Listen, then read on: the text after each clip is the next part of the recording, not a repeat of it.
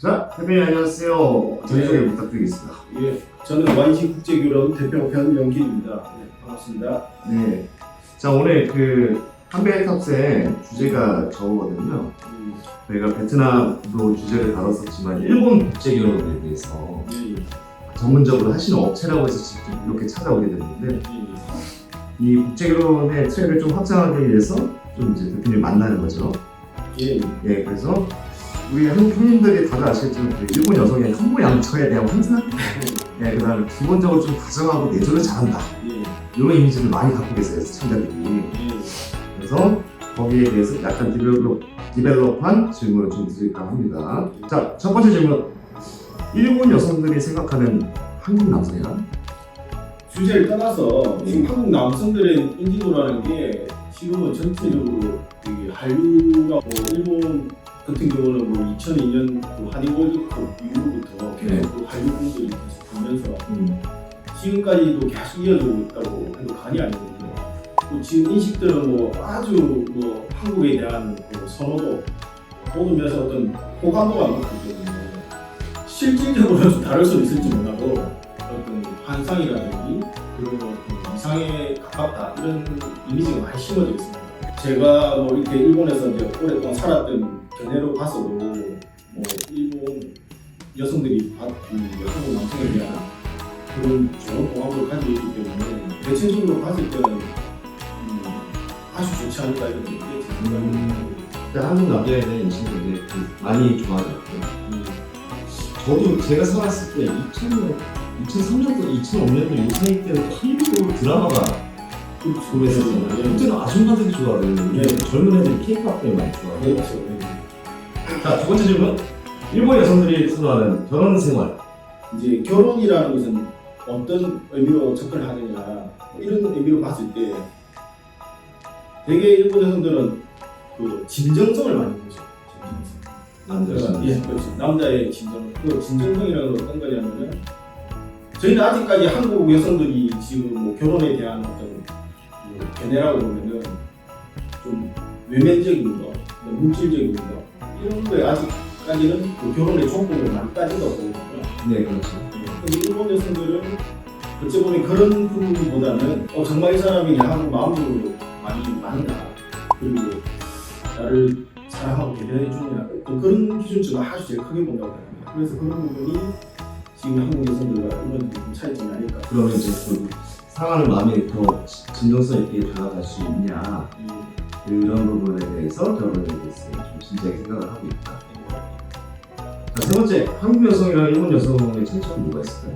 예. 이번 질문이 약간 좀 연결되는 부분이라고 생각하는데요. 좀 전에 말씀드렸다시피 그 결혼하는 연령들이 이제 20대를 넘어서 이제 30대 초반 뭐 이렇게 돼 있지 않습니까? 그나마 30대가 되고 결혼 안 하는 뭐 여성들도 많고 결혼 생활이 반드시 내 일생 살아가면서 그게 반드시 해야 될 부분이냐 이런 생각을 많이 하는 것 같은데요. 내가 이런 조건에 남자를 만나지 않는다면 굳이 내가 결혼까지 해야 돼? 이런 생각을 하는데 일본 여성들 같은 경우에도 비슷한 생각을 가졌다고 생각합니다. 저번 조건부를 또 비슷하다고 생각합니다. 왜냐면 이게 뭐 꼭 일본, 한국을 차이를 떠나가지고 이게 경제적으로나 어느 정도 이제 선진국가 되다 보니까 본인 개인적인 어떤 성취도나 또 여성들이 많이 사회 활동을 지금 하고 있지 않습니까? 한국이 똑같습니다. 그렇기 때문에 단지 이제 좀 디테일하게 세부적으로 이제 차이를 좀 엄격하게 좀 비교를 해 본다면은 아무래도 일본 여성들 아까 말씀드렸다시피 그 외적인 것, 뭐 예를 들어서 내가 나이가 30대면 뭐 한국 여성이 찾는 나이 되면 보통 뭐 40대를 잘 안 넘겠죠.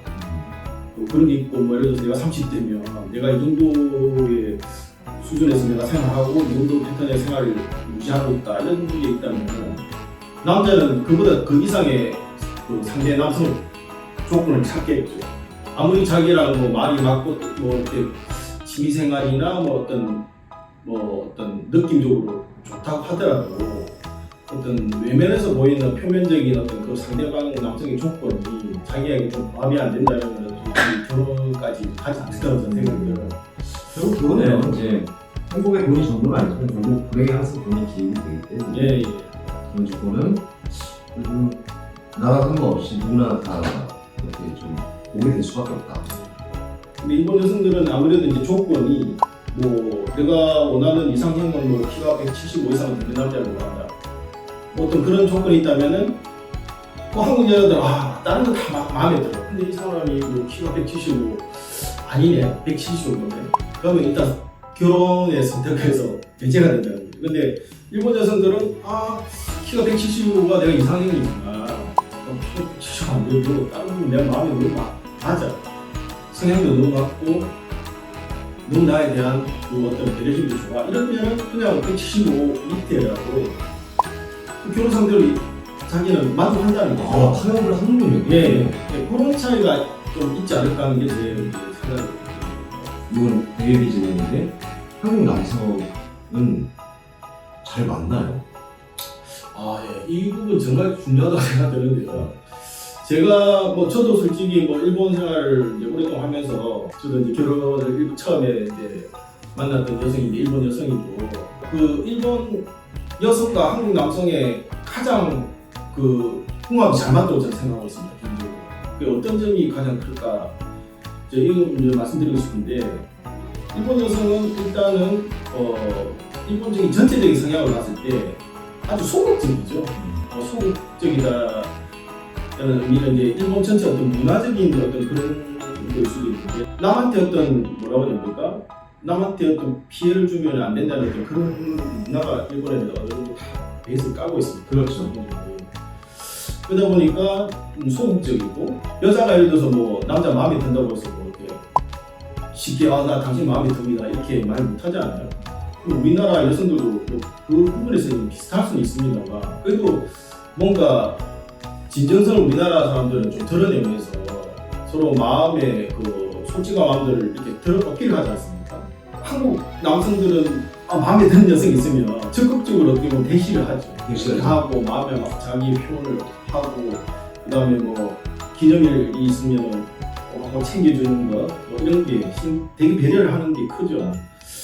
근데 이제 일본 남성들 같은 경우는 어떤 그런 문화적인 이제 그런 차이도 있다 보니까 자기가 솔직히 마음에 들을 때 이렇게 소극적인 게 많아요. 그러니까 여성들도 그것을 이해를 하고 당연시 하죠. 일본 문화 자체에서 이해를 한다는 자체도.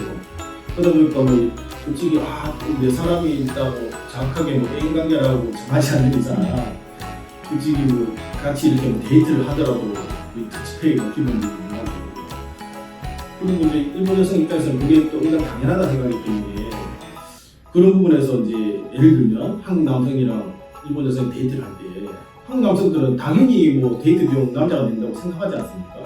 일본 여성들은 거기에 대해서 만약에 남자가 데이트할 때 이렇게 식사비라든지 영화를 보면 영화 비용을 낸다든지 그런 비용을 남자가 내면 고맙게 생각하는 부분이 있어요. 남자도 피드백이 고맙다는 표현을 진정을 가지고 여자가 표현한다면 그걸 싫어할 남자는 없잖아요. 없잖아요. 근데 한국 여성들은 그게 아니라 그냥 한국 문화에서는 그냥 당연한 생각이에요. 표현 안 하니까. 그럼 정리해서 말씀드리자면 일단 배려심이 좀 많다. 일본 여성이 첫 번째가. 그렇죠. 그리고 두 번째는 서로 배려심이 많은 게 아니라 한국 남성같이 적극적으로 자기의 마음을 표현한다. 솔직하게. 예. 마음에 드는 여성 남성은 되게 솔직하고 매너 있게 대시를 하고 더치페이 문화에 대한 차이점도 있기 때문에 그런 부분을 한국 남자가 내주면 좋아합니다. 그렇죠. 근데 기본적으로 내가 데이트를 하고 내 여자친구라고 생각하면 그런 부분에 있어가지고 당연시 생각하는 거죠. 근데 당연시 생각하는 거면은 상대방이 굳이 그걸 감사하게 생각 안 해도 남자 입장에서는 그거에 대한 깊이 생각하는 부분은 없지 않겠습니까? 불만도 없고. 그렇죠. 그게 당연하다는 얘기인데 근데 예를 들어서 나는 당연하다고 생각하고 한 행동들이 여성 입장에서는 되게 고맙다고 생각하면 그 행동부터가 다르지 않겠습니까? 너무 좋죠. 네. 그런 부분에서 이제 남자들이 더 피드백이 좋으면 당연히 더 남자 입장에서는 기분이 좋을 것이고 더 열정적으로 여성한테 다가가고 싶은 마음이 안 생기겠습니다. 그런 개념은 아주 크다고 생각합니다. 네. 자, 네 번째. 이거는 이제 대표님의 스토리텔링이 될 수도 있겠는데 한일 국제결혼을 시작하시게 된 계기가 어떻게 제가 솔직히 저도 이제 일본 여성이랑 결혼을 했었고, 그래서 저도 한 결혼 생활이 한 10년 정도 되었습니다. 그래서 제가 일본하고 이렇게 국제 결혼에 대한 생각을 가지고 이 사업을 하는 이유가, 이제 저도 이제 국제 결혼을 하다 보니 이 일본 여성이랑 한국 남성에 대한 어떤 궁합을 얘기했죠. 지금 그런 부분, 제가 금방 설명했던 어떤 그런 부분을 포함해가지고 한국 남성들은 되게 여성들에 대해서 적극적으로 하는 부분이 있습니다. 연애를 할 때.